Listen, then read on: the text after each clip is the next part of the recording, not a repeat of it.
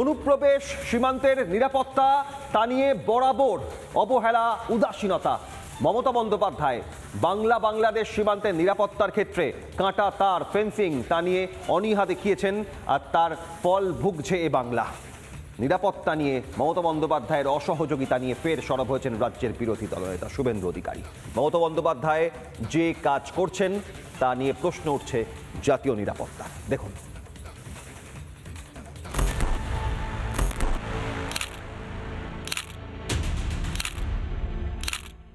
আপনি কি নাগরিক কোথাকার, ভারতের না বাংলাদেশের?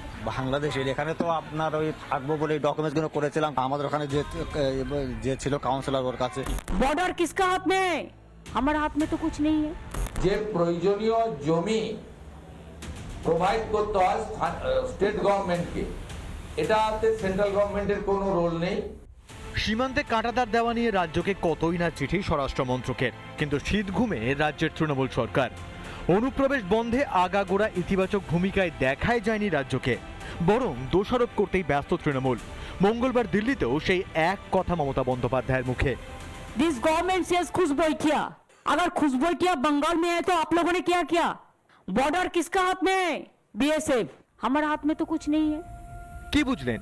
মুদ্রা কথা ঘুরে ফিরে মমতার কাছে সেই কেন্দ্রই কালপ্রেট। মুখ্যমন্ত্রীকে অবশ্য পাল্টা জবাব দিয়েছেন রাজ্যের বিরোধী দলনেতা। যে প্রয়োজনীয় জমি প্রোভাইড করতে হয় স্টেট গভর্নমেন্টকে, এটাতে সেন্ট্রাল গভর্নমেন্টের কোনো রোল নেই। আগে কালেক্টরেট বলা হতো, এখন জেলা শাসকদের হাতেই এই জমি অধিগ্রহণের সম্পূর্ণ আইন। কেন্দ্রীয় সরকার প্রয়োজনীয় অর্থ দিতে পারে, কিন্তু ল্যান্ড অ্যাকুইজিশনের নোটিফিকেশন ডিএমদের করতে হবে।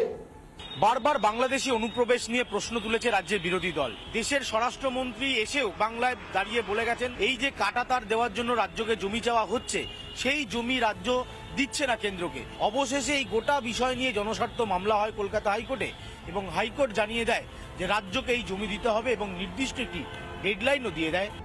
মানে উচ্চ আদালতের নির্দেশ মানতেও সমস্যা মমতা বন্দ্যোপাধ্যায়। বাংলায় অনুপ্রবেশ যে বিপদ তার ঢের আগে টের পেয়েছিলেন মমতা বন্দ্যোপাধ্যায়। তখন অবশ্য তিনি রাজ্যের বিরোধী দলনেত্রী, তাই বিরোধিতার তাগিদটাও ছিল বিস্তর। 2005 সালের 4 আগস্ট এই মমতা বন্দ্যোপাধ্যায় দাবি করেন অনুপ্রবেশে বাংলার জনবিন্যাস বদলে যাচ্ছে। তাকে কথা বলতে না দেওয়ায় স্পিকারের টেবিলে সেদিন কাগজও ছুঁড়ে মেরেছিলেন তিনি। সেই মমতা বন্দ্যোপাধ্যায় এখন মুখ্যমন্ত্রী। এখন সেই অনুপ্রবেশকারীরা এই তৃণমূলের ঘরের ছেলে। বাংলার যারা ভূমিপুত্র তাদের পাতে ভাগ বসাচ্ছে এই অনুপ্রবেশকারী। স্রেফ রাজনৈতিক স্বার্থে এভাবে দেশের সুরক্ষার সঙ্গে ছিনিমিনি।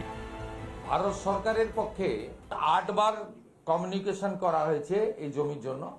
পূর্বাঞ্চলের কোঅর্ডিনেশন মিটিং করতে গিয়ে সচিবালয়ে, বর্তমান নবান্ন যেটি, সেখানে মাননীয় অমিত শাহজি ব্যক্তিগতভাবে মুখ্যমন্ত্রীকে অনুরোধ করেছেন।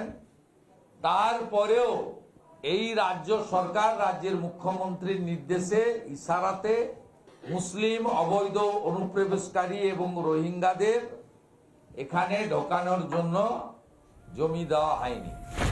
দেশের সুরক্ষা থেকেও কি ভোট ব্যাংক কি বড় তৃণমূলের কাছে? জাতীয় নিরাপত্তা সুরক্ষা নিয়ে স্রেফ ঠুনকো রাজনীতির স্বার্থে ছেলে খেলা। যাদের দুধ কলা দিয়ে পোষার ধান্দা করছে তৃণমূল, তারাই ছোবল মারবে না তো তৃণমূলকে? রিপাবলিক বাংলা।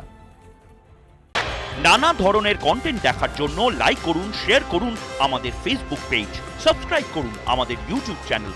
পাশাপাশি অন্যান্য ব্রেকিং নিউজের জন্য অবশ্যই চোখ রাখুন রিপাবলিক বাংলায়।